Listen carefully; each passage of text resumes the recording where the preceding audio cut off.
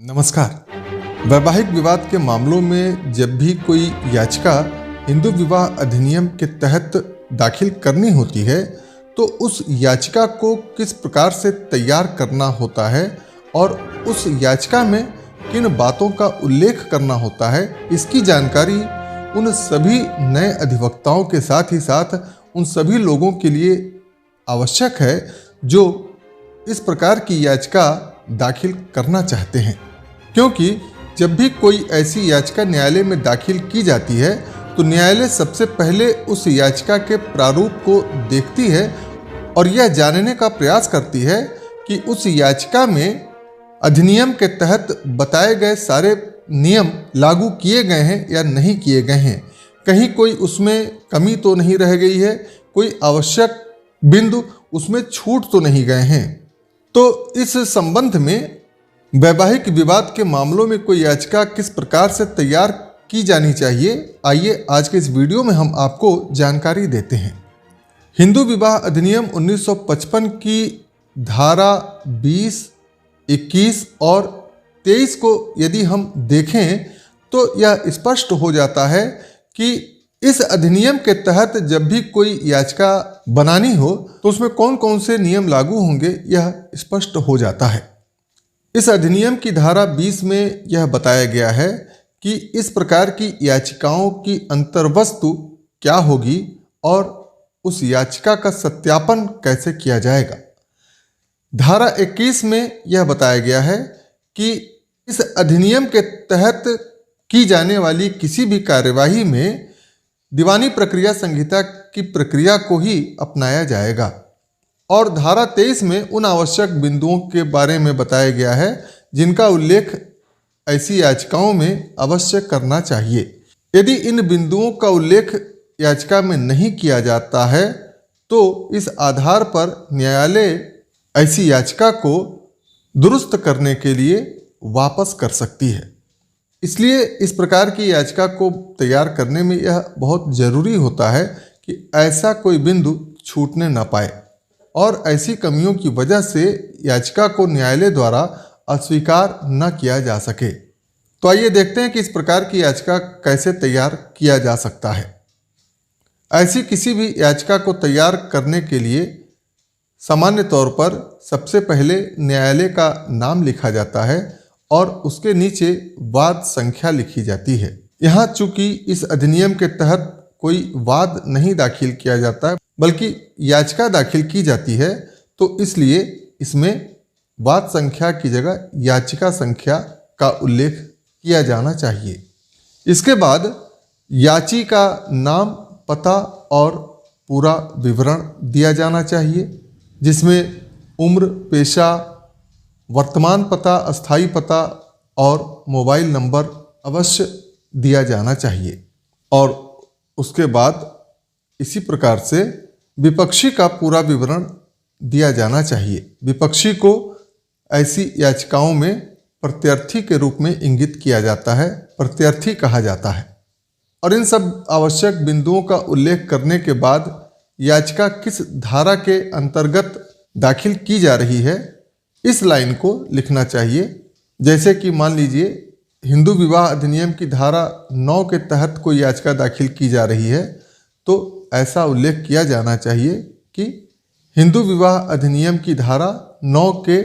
अंतर्गत याचिका, या विवाह विच्छेद की याचिका है तो जिस धारा के तहत या जिस उपधारा के तहत याचिका दाखिल की जा रही है उस धारा उपधारा का उल्लेख किया जाना चाहिए। जैसे कि हिंदू विवाह अधिनियम 1955 की धारा 13(1)(1) क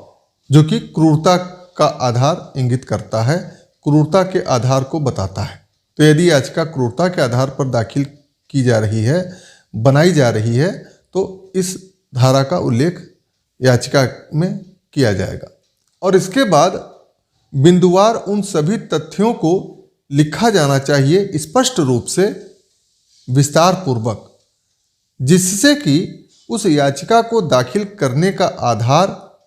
प्राप्त हो सके, न्यायालय को स्पष्ट रूप से पता चल सके कि किस आधार पर, किस वजह से यह याचिका दाखिल की जा रही है। जैसे कि मान लीजिए यदि यह याचिका क्रूरता के आधार पर दाखिल की जा रही है तो क्रूरता के उन सारे तथ्यों का स्पष्ट उल्लेख याचिका में होना चाहिए। यानी क्रूरता की उन घटनाओं का दिनांक, समय और स्थान और क्रूरता का प्रकार, क्रूरता किस प्रकार से की गई, मारपीट किया गया, गाली गलौज किया गया या कौन कौन सी घटनाएं घटित हुई, उनका समय और किस स्थान पर हुआ, घर में हुआ, घर के बाहर हुआ, किसी अन्य स्थान पे हुआ,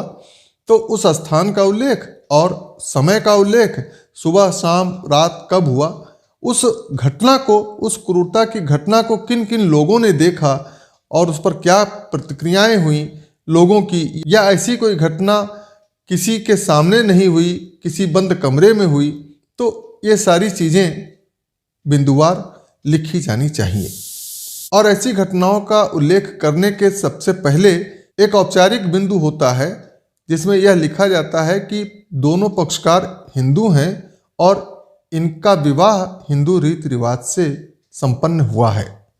और जिस तारीख को विवाह हुआ था उस तारीख का उल्लेख होना चाहिए और विवाह के पश्चात पत्नी की विदाई किस तिथि को हुई, किस तारीख को हुई, यह भी बताना चाहिए और विदा होकर के पत्नी कहाँ गई, अपने ससुराल गई या कहीं दूसरी जगह गई। हो सकता है पति नौकरी कर रहा हो और सीधे वह अपने पति के घर चली गई हो, तो इन सारी बातों का उल्लेख करना एक औपचारिक बिंदु होता है और इसका उल्लेख सर्वप्रथम होना चाहिए। इसी प्रकार से अगली बिंदु में आप यह लिख सकते हैं कि विवाह के पूर्व दोनों पक्षकारों की परिस्थिति क्या थी, क्या वे शादीशुदा थे, तलाकशुदा थे, अविवाहित थे, इसका भी उल्लेख होना चाहिए। और फिर उसके बाद विवाह के पश्चात यदि किसी बच्चे का जन्म हुआ है तो उस बच्चे के बारे में पूरा विवरण दिया जाना चाहिए। बच्चे का जन्म किस दिनांक को हुआ, किस स्थान पर हुआ, ऐसा बच्चा पुत्र है या पुत्री है और याचिका दाखिल करने के समय उसकी आयु कितनी है, किसके साथ रह रहा है ऐसा बच्चा, इन सब बातों का उल्लेख होना चाहिए। यदि ऐसे किसी बच्चे की मृत्यु हो चुकी है तो उसका भी उल्लेख अवश्य होना चाहिए। इन बिंदुओं का उल्लेख करने के बाद अब धारा 23 में बताए गए बिंदुओं को लिखा जाना चाहिए, जैसे कि पक्षकारों के बीच में कोई दुर्व्यसंधि नहीं की गई है, ऐसी याचिका को दाखिल करने में किसी प्रकार का कोई विलंब नहीं किया गया है, ऐसी याचिका दाखिल करने का जो आधार है उस आधार को किसी भी प्रकार से याची द्वारा सहायता नहीं दिया गया है, उकसाया नहीं गया है या उसकी ओर से ऐसा आधार नहीं बनाया गया है। धारा 23 में बताए गए इन सभी बिंदुओं को लिखा जाना चाहिए और इसके बाद याचिका में यह भी लिखा जाना चाहिए कि ऐसी याचिका दाखिल करने के पूर्व कौन कौन सी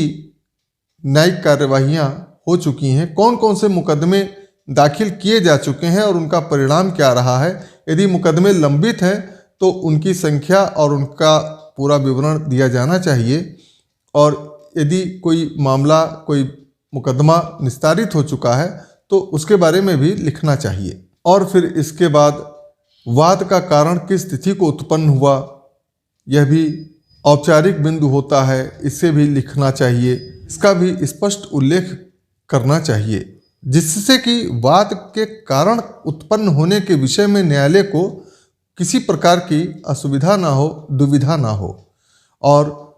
क्षेत्राधिकार के बारे में भी बताया जाना चाहिए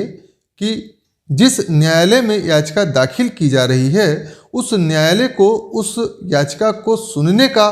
क्षेत्राधिकार प्राप्त है तो किस आधार पर प्राप्त है। किसी भी न्यायालय को क्षेत्राधिकार कई आधारों पर प्राप्त हो सकता है, तो उनमें से जिस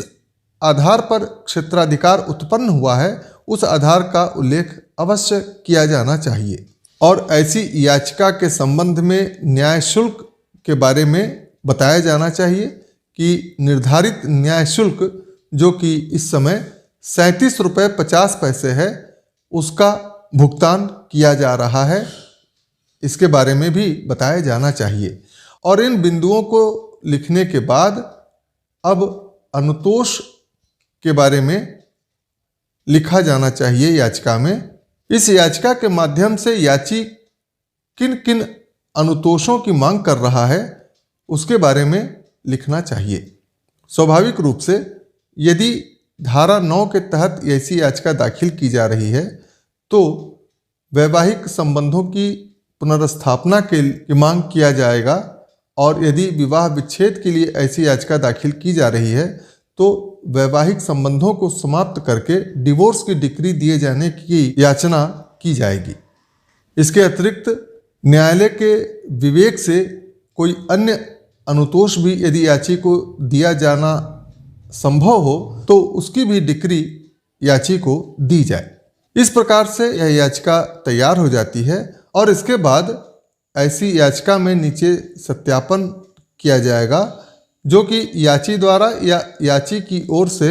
ऐसे किसी व्यक्ति द्वारा जो याचिका की अंतर वस्तुओं से भली भांति वाकिफ हो सत्यापन किया जाएगा, और इस प्रकार से यह याचिका तैयार समझी जाएगी और इस याचिका को न्यायालय में दाखिल करना चाहिए। तो ये थी हिंदू विवाह अधिनियम 1955 के तहत किसी भी याचिका को न्यायालय में दाखिल करने के लिए याचिका को तैयार करने के प्रारूप के संबंध में संक्षिप्त जानकारी। आगे की वीडियो में हम आपको प्रारूप से संबंधित कुछ और जानकारी देंगे, इसलिए हमारे इस YouTube चैनल को आप सब्सक्राइब कर लें और वीडियो में दी गई जानकारी यदि आपको उपयोगी लगी हो तो वीडियो को लाइक करें और विधिक जागरूकता के उद्देश्य से बनाए गए इस वीडियो को ज़्यादा से ज़्यादा शेयर करना ना भूलें। धन्यवाद।